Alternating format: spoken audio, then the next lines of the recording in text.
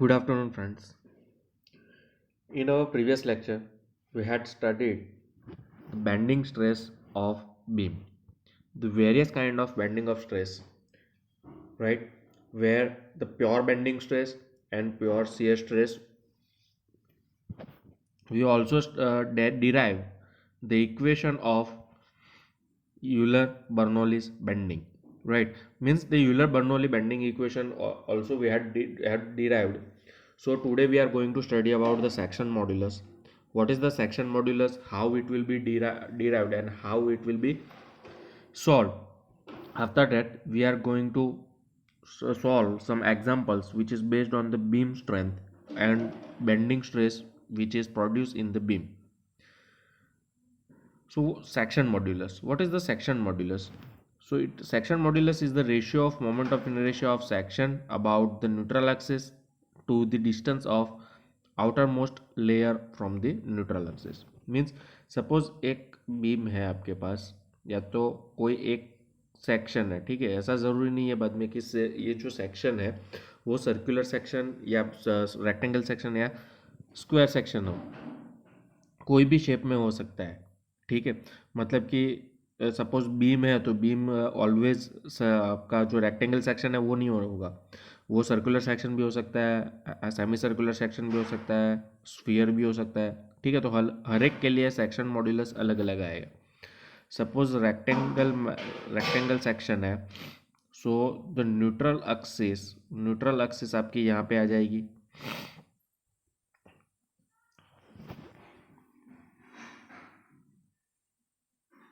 ये आपकी neutral axis हो गई, ठीक है, शाफ्ट की। Suppose the force which is produce on the beam is here F. So the distance between F means force, line of force to the line of axis, right? The distance between line of force to this neutral axis which is taken as y, right? Now the section modulus is the moment of inertia for this section I divided by the distance between the line of force to the line of axis, or you can say the line of central axis y, right?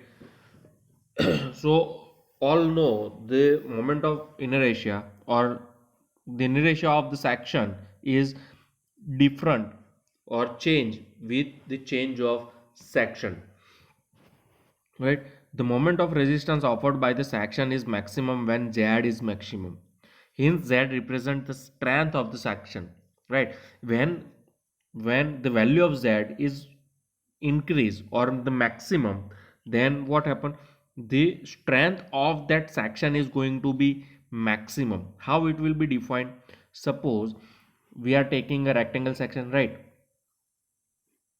For now, when the value of Z is going to be maximum, when the value of Z is going to be maximum, when the value of Y is going to be 0, tends to 0, right?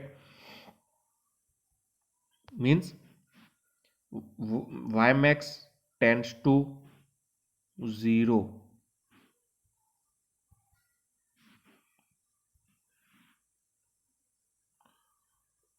right? Means what happened? The force acting on the centroidal axis, force acting on the centroidal axis, then the distance between the line of force to the centroidal axis is going to be 0, right? Whenever the value of y max is going to be 0, then the value of z is infinity, right? Because I by 0 is going to be infinity. So the value of moment of value of section modulus z is going to be maximum, right? Now how it will be maximum resistance offered by the section when z is maximum? Because whenever the force is acting on the centroidal axis, then the force is going to be divided at each every part of the section at equal number, right? Means जो भी force यहाँ पे आपका centroidal axis पे लग रहा है, अगर सेंट्रोइडल एक्सिस पे लग रहा है तो सेक्शन के हर एक पार्ट पर वो फोर्स क्या डिवाइड हो जाएगा, हर एक पॉइंट पे, और इक्वी वैल्यू से डिवाइड होगा, क्लियर। अगर इक्वी वैल्यू से डिवाइड हो रहा है मतलब कि हर एक पॉइंट पर इक्वी वैल्यू फोर्स डिवाइड हो जा रहा है, तो क्या होगा, ज़्यादा देर तक वो रेजिस्ट कर पाएगा, राइट। अगर सपोज इसी जगह इसके अलावा सपोज यहाँ पे फोर्स अप्लाई हो रहा है, तो क्या होगा कि इस साइड पर मैक्सिमम लोड अप्लाई होगा और इस साइड पे मिनिमम लोड अप्लाई होगा। तो मैक्सिमम लोड जहाँ पे बहुत ज़्यादा अप्लाई हो रहा है तो वहाँ की सरफेस क्या होगी, ब्रेक होनी स्टार्ट हो जाएगी, क्लियर। लेकिन अगर यहाँ पे सेंटर पर लोड अप्लाई हो रहा है तो दोनों साइड पे क्या होगा, एक इक्विवेलेंट लोड अप्लाई होगा, तो ज़्यादा देर तक वो क्या करेगा, रेजिस्ट कर पाएगा सेक्शन, राइट। मीन्स यहाँ पे जो भी कहा गया है कि moment of resistance offered by the section is maximum when the Z is maximum, means the section modulus is अगर मैक्सिमम होगा तो जो भी सेक्शन है वो फोर्स को रेजिस्ट ज़्यादा कर पाएगा, क्लियर। इसीलिए जेड मतलब कि section of modulus is the section of modulus represent the strength of the section. जिस किसी सेक्शन का सेक्शन ऑफ मॉड्यूलस ज़्यादा होगा उसी सेक्शन का स्ट्रेंथ भी ज़्यादा होगा।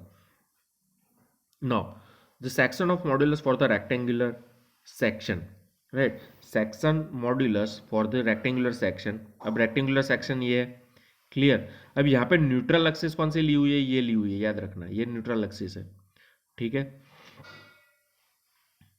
यहाँ पे न्यूट्रल एक्सिस ये वाली है, ये क्या है, डी, डायमेंशन डी, ये बी है, ठीक है। आई तो पता ही है सबको, moment of inertia, I is equal to B D cube by 12, ठीक है। तो यहाँ पे वाई कितना लेना है, Y max is D by 2, ठीक है। मैक्सिमम डिस्टेंस ले लेना है, कोई भी सेक्शन का अगर आप set section of modulus find कर रहे हो तो उसका क्या करना है, मैक्सिमम डिस्टेंस ले लेना है वाई, ठीक है।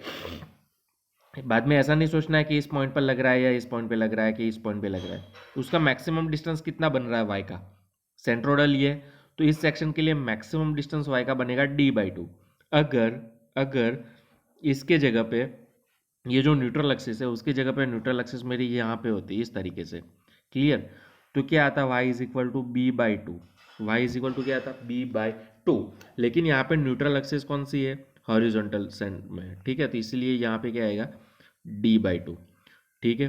तो D by 2 Y is equal to D by 2 रखेंगे तो जेड इज इक्वल टू क्या होगा, आई बाई वाई, ठीक है। तो जेड का इक्वेशन बनेगा B D square by 6 for the rectangular section.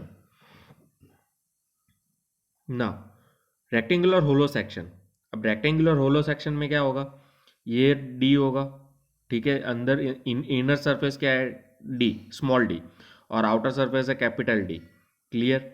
I section में मींस मोमेंट ऑफ इनर्शिया जो है वो आउटर माइनस इनर, ठीक है, सिंपल चीज। सेम चीज वाई मैक्स जो है, ठीक है, वाई मैक्स, वाई जो डिस्टेंस होगा वो कौन सा होगा, ये वाला पोर्शन ही होगा, ठीक है। आउटर ही लेनी पड़ेगी, इनर तो वहां पे आएगी नहीं वाई के लिए, क्योंकि यहां तक फोर्स अप्लाई हो सकता है, ठीक है। अगर सिर्फ इनर होता तो यहाँ पे ये अप्लाई हो सकता था, यहाँ से आगे नहीं बढ़ पाता। लेकिन होलो है, ठीक है, मतलब ये आउटर भी है तो आउटर तक वो फोर्स अप्लाई होगा, तो कैपिटल डी बाई 2 आएगा, ठीक है। स्मॉल डी बाई 2 नहीं, कैपिटल डी बाई 2 आएगा। तो section modulus Z is equal to 1/6d into B D cube minus small B D cube, clear. Now the section modulus circular section, circular section के लिए क्या आएगा,